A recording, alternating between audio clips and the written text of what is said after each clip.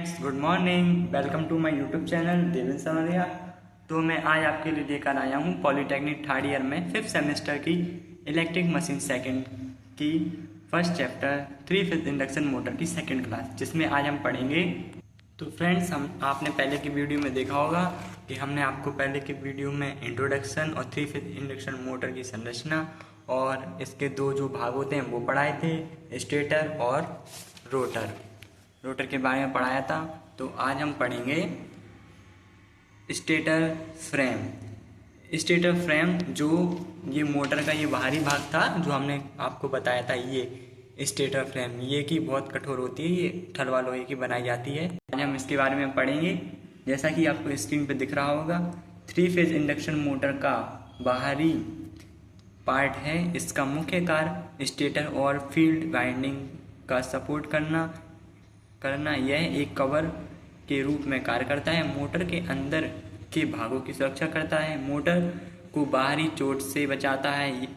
यह मजबूत और कठोर होता है। स्टेटर फ्रेम डाइकास्ट या फैब्रिकेट स्टील से बनाया जाता है। तो फ्रेंड, जैसा कि आप स्क्रीन पे लैंग्वेज देख के समझ ही गए होंगे कि ये मोटर के बाहरी का पार्ट होता है, जो कि मोटर के अंदर जो स्टेटर और फील्ड वाइंडिंग का सपोर्ट करता है और ये मोटर के कवर के रूप में कार्य करता है। ठीक है, तो फ्रेंड्स हम आगे बढ़ेंगे। अब पढ़ेंगे स्टेटर कोर। स्टेटर कोर का मुख्य कार्य अल्टरनेटर फ्लक्स को वैरी करना होता है। मोटर में लॉसेस को कम करने के लिए कोर को लैमिनेट किया जाता है। कोर को आपस में जोड़ के स्टेटर बनाया जाता है। फिर स्टेटर को स्टेटर फ्रेम में रखा जाता है। तो फ्रेंड्स, हमने एक नोट लिखा है कि कोर को लैमिनेट करने से स्टेटस लॉस कम हो जाता है। स्टेटर में कोर को लैमिनेट करने से स्टेटस लॉस कम हो जाता है। फ्रेंड्स, आपको स्क्रीन पर दिख रहा होगा स्टेटर कोर का स्ट्रक्चर, जिसमें ईडी करंट लॉसेस सबसे ज़्यादा करता है। आगे पढ़ेंगे स्टेटर वाइंडिंग और field winding. 3 phase induction motor के स्टेटर कोर की परती पर हम 3 फेज बाइंडिंग करते हैं।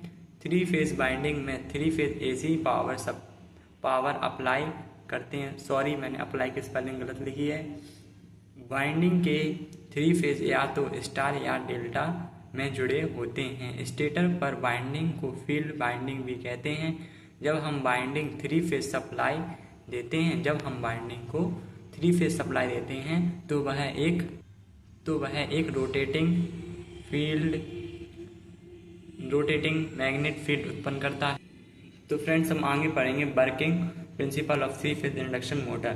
फ्रेंड्स, इसमें आप जिस तरीके से आप इसकी वर्किंग अगर एग्जाम में सही लिखोगे तो आपको, यदि क्वेश्चन 10 नंबर का है तो पूरे 10 में से 10 मिलेंगे, 10 में से 10 मार्क्स मिलेंगे। तो हम इसकी अब वर्किंग पढ़ेंगे। 3 फेज इंडक्शन मोटर का कार्य सिद्धांत भी 3 फेज ट्रांसफार्मर की भांति विद्युत चुम्बकीय प्रेरण के नियमों पर आधारित है। बस इसमें अंतर इतना होता है कि ट्रांसफार्मर की सेकेंडरी वाइंडिंग स्थिर रहती है, जबकि मोटर की सेकेंडरी वाइंडिंग घूमती रहती है। जो रोटर होता है वो घूमता रहता है और ट्रांसफार्मर की जो सेकेंडरी वाइंडिंग होती है वो स्थिर बनी रहती है। जब मोटर के स्टेटर या प्राइमरी वाइंडिंग को एसी सप्लाई से जोड़ा जाता है तो स्टेटर में एक नियमित घूमने वाला मैग्नेटिक फील्ड उत्पन्न हो जाता है। इस मैग्नेटिक फील्ड के कारण विद्युत चुम्बकीय प्रेरण का रोटर में भी उसी गुण का एक विद्युत वाहक बल ईएमएफ उत्पन्न होता है, जिससे रोटर परिपथ में इलेक्ट्रिक करंट प्रेरित होती है तथा अपनी निजी मैग्नेटिक फील्ड उत्पन्न करती है। इस प्रकार स्टेटर में नियमित घूर्णी चुंबकीय क्षेत्र, रोटेटिंग मैग्नेटिक फील्ड तथा स्टेटर द्वारा उत्पन्न चुंबकीय क्षेत्र में परस्परिक क्रिया के फ्लक्स रोटेटिंग मैग्नेटिक फील्ड की दिशा में घूमने लगता है।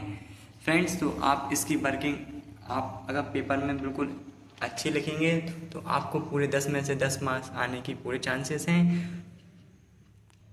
तो फ्रेंड्स, अगर वीडियो पसंद आए तो चैनल को सब्सक्राइब और लाइक कीजिए और थर्ड वीडियो के लिए कमेंट कीजिए। बाय।